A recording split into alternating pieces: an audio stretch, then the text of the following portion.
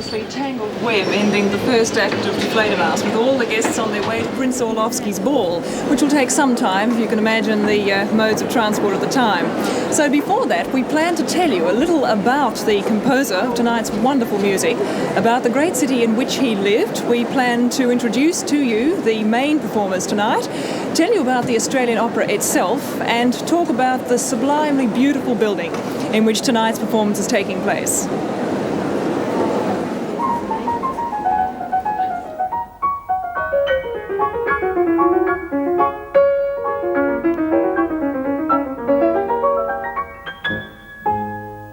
In the mid-1950s, shortly after the Australian Opera was giving its first performance, that was in Adelaide, the winner of an international competition for the design of Sydney's new opera house was named.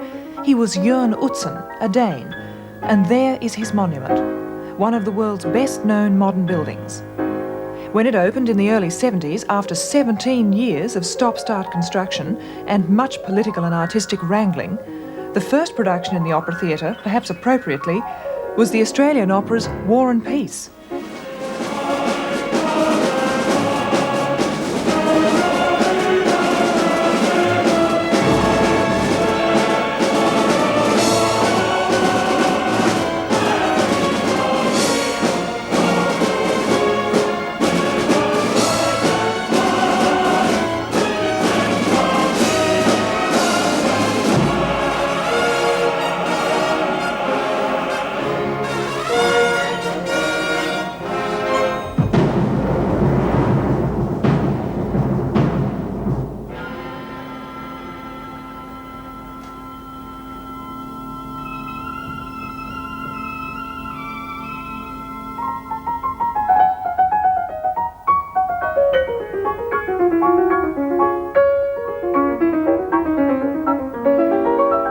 These days, the Sydney Opera House is an integral part of the city's life and has become a national symbol as well as Australia's leading tourist attraction. The Australian Opera plays here for 7 months of the year in 2 seasons, in the Opera Theatre as well as the Concert Hall. The complex also contains a cinema, drama theatre, recording hall, reception rooms and restaurants. Joan Sutherland first sang here in the early 70s, and she has made regular guest appearances with the company ever since. In 1976, it was Lakmé by Delibes.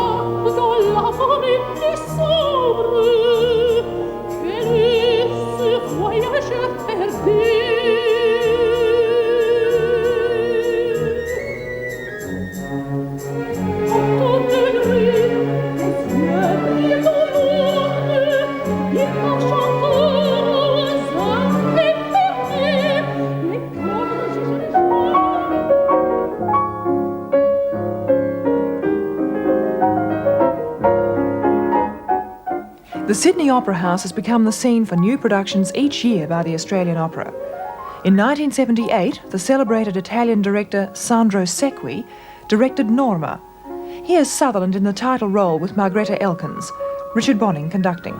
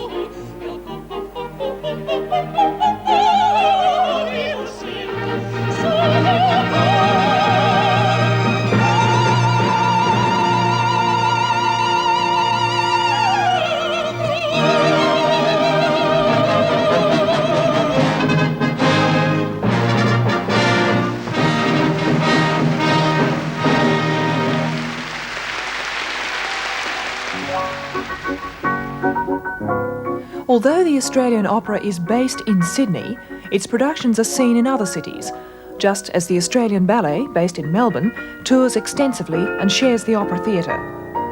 Melbourne saw the premiere of a new production of La Traviata with Sutherland and Anson Austin.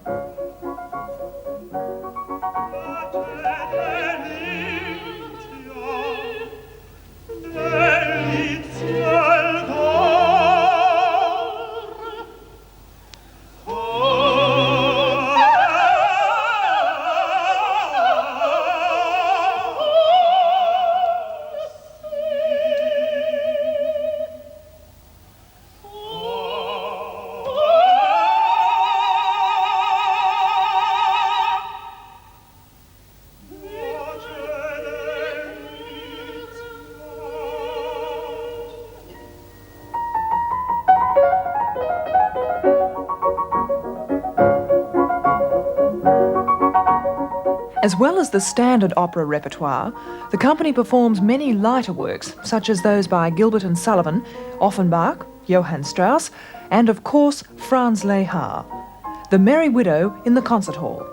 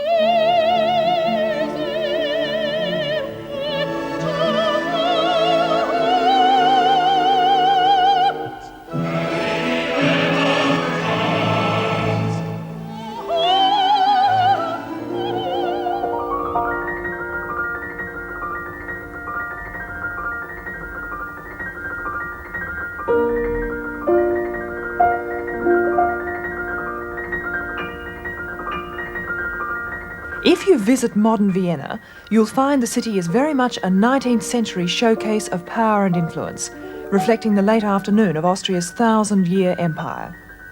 A centre of riches and romance, of music and gaiety. Well, at least that's the popular image. This city, which attracted Haydn, Mozart, Schubert, Beethoven and Brahms, had music in its blood. Elsewhere, music was an entertainment. Here, it became an essential part of living.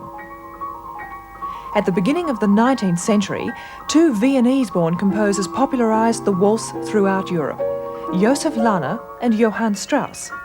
Even Queen Victoria was amused with this new diversion, which grew out of folk origins and became acceptable to all classes of society. It was democracy in dance, equality in three-quarter time.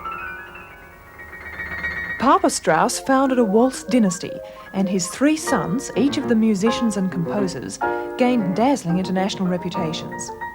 But it was Johann Jr. who was to develop the form to its greatest refinement, as concert waltzes of symphonic proportions. When he was born, under the sign of Scorpio in the 1820s, Vienna had about 300,000 people, but a new immigrant population quickly swelled the numbers. With them came an appreciation of operetta as a popular entertainment. But the most favoured works were from Paris, where Jacques Offenbach was king. The Viennese librettists seemed unable to come up with the wit and the gaiety of their French counterparts. Too much schmaltz and not enough flair. It was, in fact, Offenbach who suggested to Strauss that he write operetta. But the waltz king was convinced he was unable to compose for the stage, and in the end it was his ambitious wife who persuaded him. At first he was unsuccessful, largely because of those inadequate librettos.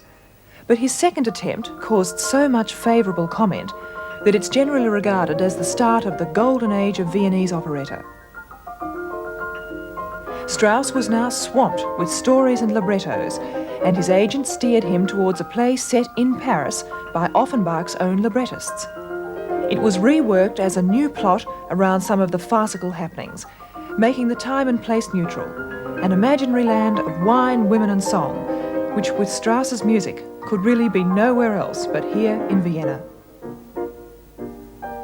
Die Fledermaus opened in April 1874 to a moderate success, probably tempered by the great stock market crash of the previous year.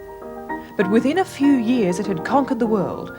New York, Paris, London, Berlin, India, Australia, everywhere it was performed. In October 1894, Gustav Mahler conducted an evening performance of it at the Imperial Opera, the home of Grand Opera in Vienna. It was a history-making occasion, and Die Fledermaus has remained the supreme masterpiece of Viennese operetta ever since. Brian Adams has been talking to some of the leading participants in tonight's performance. Dame Joan Sutherland singing Rosalinda. Since you returned to sing regularly in Australia in the 70s, we've seen you in a variety of operatic and operetta roles, but how much has operetta been part of your entire career? Oh, not very much at all, Brian. I was brought up on a diet of it, and in my younger days with our Glad and visiting G&S company that was, I think, trapped out here during the war. And we always had music in the house from some of the older musicals, like operettas like the Geisha Girl and goodness me, you name it. The Country Girl. Yes, and some Gilbert and Sullivan. Lots of Gilbert and Sullivan. But it really hasn't figured that much in my career. Not at all. Of course, in your professional career recently, we've seen you in Merry Widow and Tales of Hoffmann. I've done the Merry Widow, and of course I've recorded quite a few pieces for Decca. But it really hasn't been the uppermost thing in my performing career.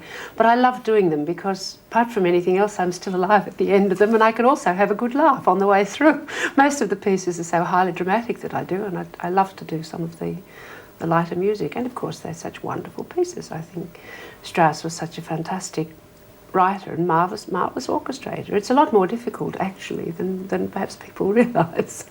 Well, I know the record reviewers of albums such as Love Live Forever, and there was also a Noel Coward disc you did. I know they were terribly good, weren't they? Oh, they were lots of fun to do. Of course, the Noel Coward one, partly because we were so fond of him and knew him so well. We were neighbours, and it just sort of happened one evening that I said, you know, I really would like to record some of your pieces, and he couldn't believe it. And then I remember there's a television show you did in the 60s, in the early 60s, with Dinah Shore, in which you... Oh! Do you remember that? Oh, indeed I do. We actually have a film of it.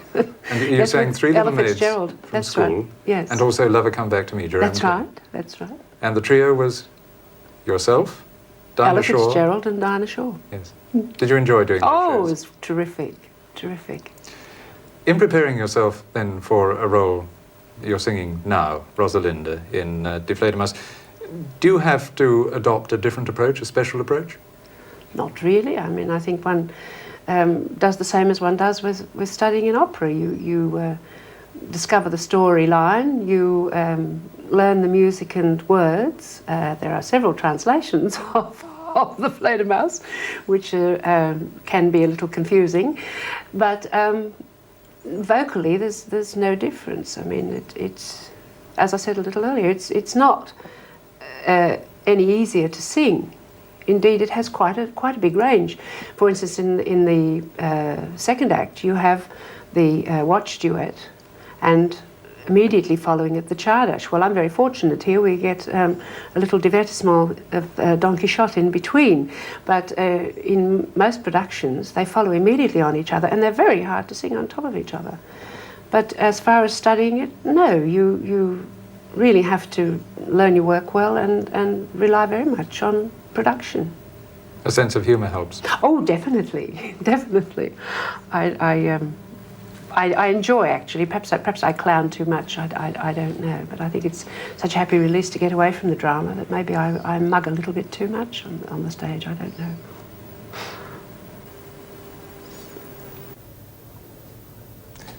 Richard Bonning, musical director of the Australian Opera and conductor of Die Fledermaus. What do we understand by the term operetta? Well, operetta is a wonderful type of musical entertainment which was very prominent in the 19th century in France and in Vienna. Offenbach, of course, began it all. He was the greatest exponent, I suppose, always. And then, of course, we have Strauss and Lehar and Kallmann and Lecoq, many, many people. It's based very much on dance rhythms, on waltzes. It's meant to be joyous. It's meant to be happy. It's an entertainment to laugh at, to sing along with, practically.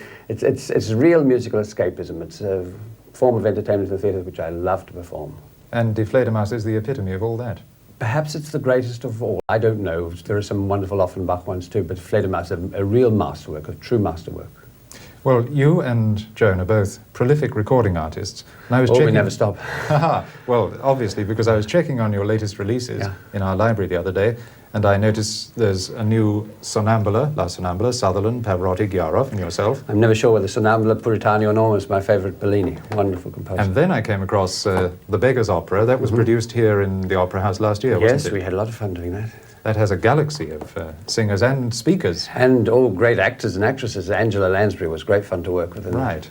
And then I noticed this. Johann Strauss, you're conducting the National Philharmonic Orchestra in Aschenbrödel, which means Cinderella. And I have to say that this gave me an absolutely new perspective on Strauss's music. Well, you know, Strauss is really only known, but to most of the public, I suppose, by the Blue Danube and all the famous waltzes and Die Fledermaus. But he wrote a lot of operas, many of which are very good, although the books are rather bad in many cases.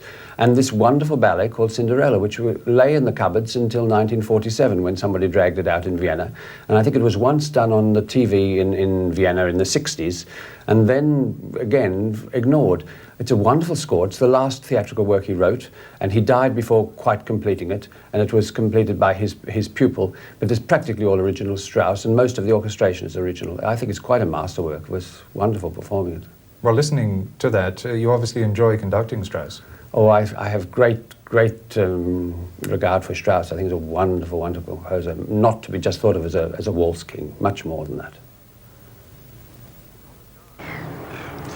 Robert Gard in the role of the husband, Gabriel von Eisenstein. You've been associated with television opera almost from the start of your professional career, haven't you? Yes, I have really, Brian. A lot of television originally, not opera in England. I did a lot of commercial television, and most of the time anything but opera. But out here, certainly, I came to Australia to do some musicals. And at the time, I was at the Palace Theatre in 1962, appearing in Once Upon a Mattress, which was not a dirty show, despite the title. I was asked if I would sing the lead in a small television opera called The Devil Take Her of Arthur Benjamin, but at the time I was a non-entity out here, and so all the VIPs from the ABC came down to look at my picture outside, and then I was auditioned and I finally got the part. But from then on, I seemed to do a series of television operas, Manon, Louise, and The Carmelites, really quite a lot. And of course, you were in the very first opera production here at the Sydney Opera House. Oh, yes. And it was also televised, wasn't it? Yes, a great experience. War and Peace. War and Peace. It was a piece that caused a lot of controversy at the time. They felt a Russian opera shouldn't open an Australian opera house, but I think it was a good choice. It gave just about everyone in the company a go. It was spectacular, and it was highly received, of course, but that was a great experience. I really wanted to be in the opening of the Opera House. Of course, you joined the Australian Opera in 1963. 63, and nearly 20 years. Yes, and over the years, your repertoire has been wide and extensive, hasn't it? Everything from, what, Mozart to Benjamin Britten? Yes, I'm not too sure whether being versatile is always a good thing, but because you're an actor, you do seem to get the character roles. They think, right, if there are two tenor roles, Robert could do either, but the difficult one is the character. Robert will do that one, you see. And most of the time, I would rather do the other one. But characters are great fun to do. And of course, as you get older, the leading roles do go. Your voice changes, your appearance changes. So you have to give away the romantic ones eventually. And I am fortunate enough that I can do character roles, so I can play little old men probably until I die. Monique Brunel singing Adele. This is your first role with the Australian Opera, but I would imagine it's not the first time you've sung in Die Fledermaus. No, it's not. I've done about 4 other productions, but I've been singing Rosalinda then. But this is the first time I do Adele, and I take it as a compliment because you're getting older and you should not go down to the younger girl part, but I'm delighted to do it. It's a fantastic role, and I'm enjoying doing it, and I hope the public does too. Your accent, I imagine, is perfect for the part. Is it? Oh, I'm happy to hear that. I try not to think that I've got an accent, but I suppose it's there. Well, presumably everyone else has to act accents and you don't. That's right. They have to have an accent, most of them, and I'm trying not to have one, so... Well, you've had very wide experience in show business. You've been a jazz singer. Yes. You've acted on stage and radio and television in Sweden, where you were born. Yes. But do I imagine that operetta now is your first love? Well, it has been for about 15 years, and that's what I do best. You can dance, you have to act, you have to sing, and I sort of try to combine them, all the three things, and that gives me I love doing that. Does operetta require a special approach, a special technique in its performance? Well, I think it does. Operetta is not really written. The composer didn't really think about the voice. He thought more about a whole performance. And it's a bit hard sometimes on the voice, and you have to act the part sometimes more than sing it. So, and that's what I like, that's what suits me best. Of course, one of the bonuses of singing Adele is that in the second act, which we'll see in a little while, you get to sing perhaps the best-known aria in the whole show, don't you? Yes, I know. I sing it, as you will see, the way I feel it should be sung, and I'm so thankful to Richard Bonning that he agrees with me there. I feel it is a laughing song, and being a laughing song, I does it like a laughing song. And I know it's not used to be sung that way, but I'm honest to myself, and I want to give the public what I feel is right. Anthony Besch, you're an international director of opera, Covent Garden, other British companies, San Francisco, New York, and here in Australia. Do you find you have to change your attitudes and approaches as you travel from country to country? Well, every set of circumstances is different, of course. Sydney, Australia is certainly nothing like Tulsa, Oklahoma, where I've just been. It's altogether livelier and more exciting, I would immediately add. And it's not every time that one has the opportunity of working in what, to my mind, is certainly the most glamorously situated opera house in the world. The conditions within theatres is always different. I'm going on to Adelaide and then to Brisbane after this. Nothing will be the same. But on the other hand, there's a general theatrical envelope which we work in, which has very strong comparisons and characteristics. I think that what is very important when one arrives in a company is to begin or to discover as soon as possible the people you're going to work with and the possibilities of collaboration, which here, I'm happy to say, are very considerable. What about Die Fledermaus? Is it such an established and well-loved work that you can't change it as a director? I mean, can you put new life in the old bat? Well, that's very nicely put. First of all, I haven't ever directed it before, which is a great help to me. I like to come to things completely fresh. And when I know that I'm going to do a piece, I take great care not to go and see other people's productions, because I might come to an idea which I would find somebody else had done.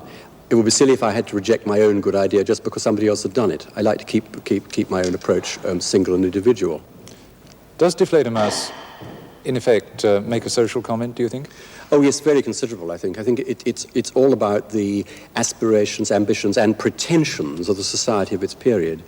Now, we have put it very firmly in the period when it was first written, 1874, 1875, because it's an attractive and interesting period, and because it represents the background that was intended by the librettist. I think that those aspects of the piece, particularly pretentiousness, can apply to any period. Now, it's not a pompous pretentiousness, it's an amusing one. They're all snobs, the people in this piece, and they're all pretending to be something they aren't by the end of Act 2.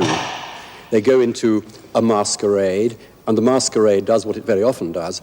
Instead of disguising people, it actually shows what they're really like. So all their inhibitions are thrown to the winds, and they behave as they would like to behave all the time, but society doesn't normally allow them to do so. Thank you very much. And now, as the second act of Die Fledermaus is about to begin, back to Geraldine Doog.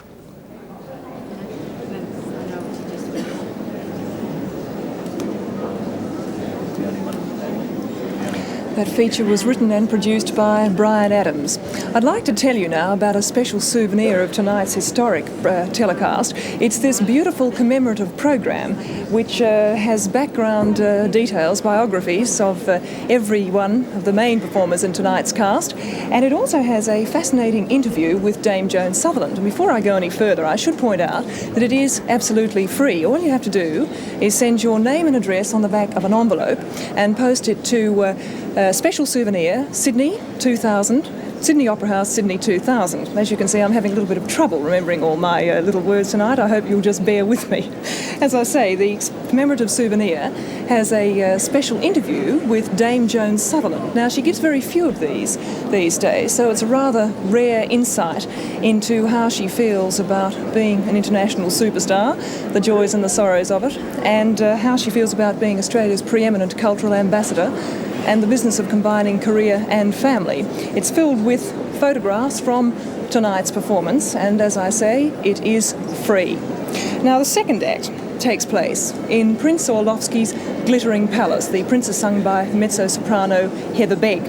The party becomes a masquerade of mistaken identities, as you'll find out. The highlight of any second act of Die Fledermaus is the performance by dancers of the Imperial Ballet, or people who are supposed to be the Imperial Ballet.